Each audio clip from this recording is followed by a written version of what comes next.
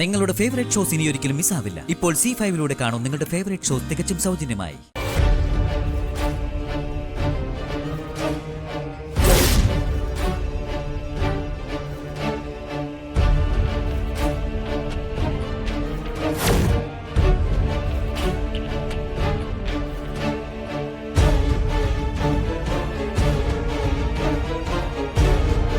ശ്യാമേ,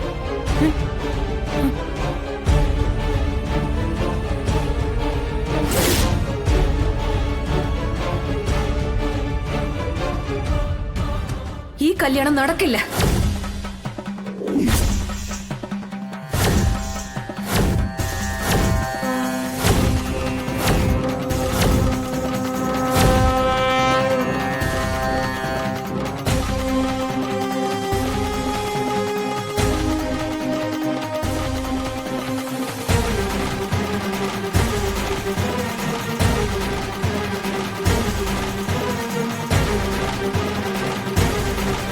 ഈ കല്യാണം നടക്കരുത്. ഈ കല്യാണം നടത്തരുത്. അത് പറയാൻ താനാരാ? എന്റെ പേര് ഹർഷൻ. കാർത്തികയും ഞാനും തമ്മിൽ ഇഷ്ടത്തിലായിരുന്നു.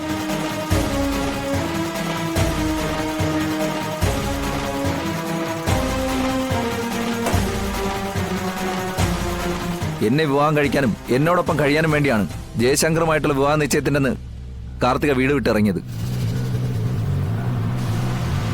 ഞങ്ങളെ ഇനിയെങ്കിലും ഒന്ന് ഒന്നിക്കാൻ അനുവദിക്കണം.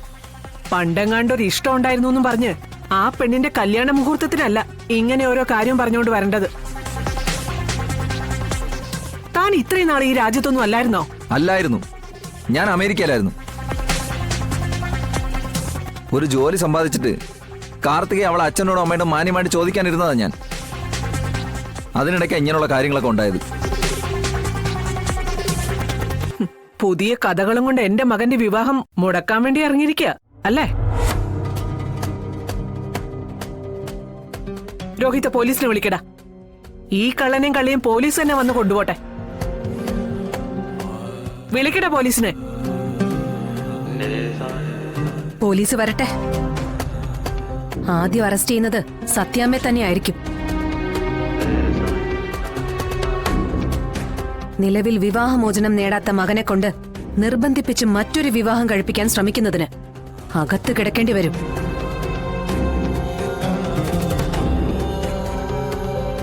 ഹർഷൻ പറഞ്ഞതെല്ലാം സത്യമാണ്. ഹർഷൻ തിരിച്ചു വരാനുള്ള സമയം വരെ ഒളിച്ചു താമസിക്കാൻ വേണ്ടി കാർത്തിക തിരഞ്ഞെടുത്ത വഴിയായിരുന്നു വിഷ്ണുവേട്ടനുമായി നടന്നുവെന്ന് പറയുന്ന ആ വിവാഹം.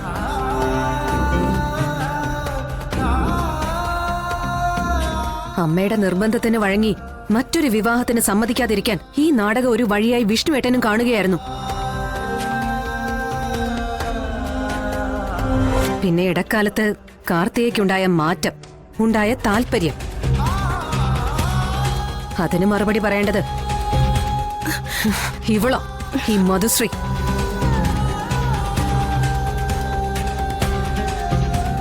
ഹർഷന്റെ വിവാഹം കഴിഞ്ഞു എന്ന് തെറ്റിദ്ധരിപ്പിക്കാനായി മോർഫ് ചെയ്ത് ഹർഷന്റെ കുറെ ഫേക്ക് ഫോട്ടോസ് കാർത്തികയ്ക്ക് അയച്ചു കൊടുത്തിട്ട് വിഷ്ണുവേട്ടനെ വിവാഹം കഴിക്കേ ഇനി നിനക്ക് മാർഗമുള്ളൂ എന്ന് ഓതി കൊടുത്തിട്ട് കാർത്തികയെ തെറ്റിദ്ധരിപ്പിച്ചത് ഇവളാ, ഈ മധുശ്രീ. എനിക്കെന്റെ കാർത്തികയെ വേണം. ഞാൻ പറഞ്ഞതെല്ലാം സത്യമാണ്. എന്റെ കയ്യിൽ അതിനുള്ള തെളിവുകളുണ്ട്. ഡൗൺലോഡ് ചെയ്യൂ C5 ആപ്പ്. കാണൂ എല്ലാ എപ്പിസോഡുകളും സൗജന്യമായി.